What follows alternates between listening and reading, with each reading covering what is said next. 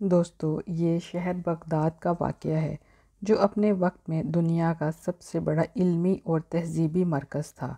اسی شہر کے ایک گوشے میں ایک مرد خدا بندگان خدا کے دلوں کی کثافت دھونے کے مشکل ترین کام میں مصروف تھا۔ ایک دن ایک شخص درویش کی خانقاہ میں داخل ہوا۔ درویش نے حسب معمول مہمان کی تواضع کی اور پھر پوچھا، میرے بھائی تم کہاں سے آ رہے ہو؟ جواب میں اس شخص نے کہا، میں حج بیت اللہ کی سعادت حاصل کر کے آپ کی خدمت میں حاضر ہوا ہوں تاکہ شیخ کی روحانی برکات سے فیض یاب ہو سکوں۔ بزرگ نے فرمایا، جو شخص اللہ کی بارگاہ میں حاضر ہو چکا ہو اسے ایک انسان کے پاس آنے کی کیا ضرورت ہے؟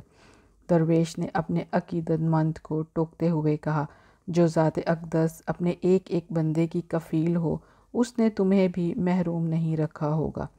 اس شخص نے درویش کی بات سنی مگر اپنی ضد پر قائم رہا۔ شیخ، مجھے آپ کے فیض صحبت درکار ہے۔ میں بڑی توقعات لے کر حاضر ہوا ہوں۔ برائے مہربانی آپ مجھے مایوس نہ کیجیے گا۔ درویش نے کچھ دیر کے لیے خاموشی اختیار کی اور پھر اس شخص کو مخاطب کرتے ہوئے کہا، جب تم حج کے لیے گھر سے نکلے ہو کیا تم نے گناہوں سے اجتناب کیا ہے؟ اس شخص نے نفی میں جواب دیا۔ درویش نے کہا، اس کا مطلب ہے کہ تم سفر میں نہیں تھے۔ پھر اس شخص سے پوچھا، سفر کے دوران جب تم نے رات گزارنے کے لیے سرائے میں ٹھہرے تو کیا تم نے کوئی مقام قرب طے کیا؟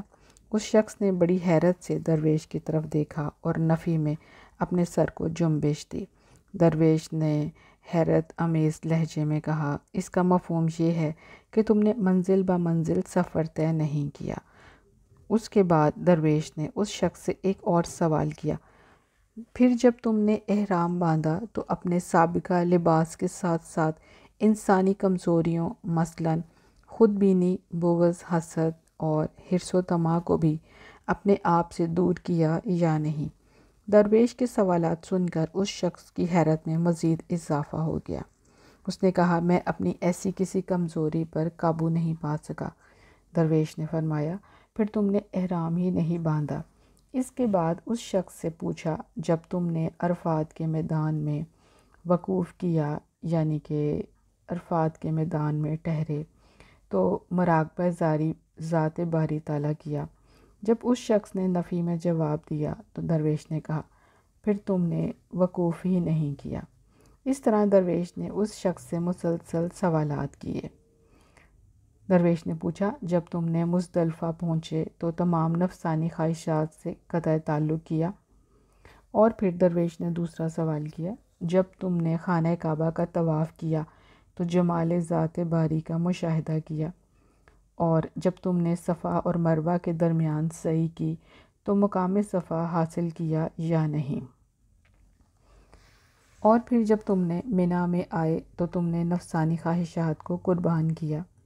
درویش کا اگلا سوال یہ تھا کہ پھر جب تم نے رمی جمار کی تو اپنی حیوانی حسرتوں اور آرزوؤں کو بھی دل سے نکال کر دور پھینکا یا نہیں؟ یعنی کہ میں ان برائیوں کو دوبارہ اپنے اندر نہیں آنے دوں گا۔ وہ شخص ہر سوال کا جواب نفی میں دیتا رہا تو درویش نے کسی تکلف کے بغیر کہا، میرے بھائی تم نے سرے سے حج ہی نہیں کیا۔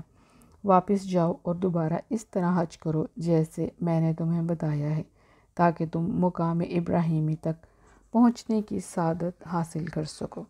دوستو، یہ درویش مشہور بزرگ حضرت جنید بغدادی تھے۔